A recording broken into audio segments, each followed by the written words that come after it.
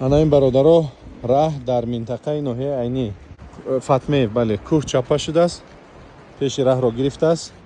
дар ин тараф қариб аллакай 30-40 мошин зиёд шуд. мушкилоти асосӣ дар он ҷо ҳаст ки ваъда доданд ки пас аз 1 соат бояд роҳ кушода шавад. яъне ана он лағжиши кӯҳпораро дидед, аз он ҷо кӯҳ канда шудааст ва поён фаромадааст ва эҳтимоли оянда кӯчидани он қисмати боқимондашам низ ҳаст ва умед мебандем ки як рӯзе аз рӯзҳои хушбахттарини мардуми ноҳияи айнӣ ин роҳ ба стандартҳои байналмилалӣ мутобиқ гардида мунфарш хоҳад гардид. худоё оҳи моро бишнав. ва ҳатто агар роҳи пӯлакиам шавад, дар роҳи айнӣ масҷои кӯҳӣ шавад, мо розӣ, мо 100 ҷон розӣ анди ҳамин мушкилоти мардум яъне ки осон карда шавад.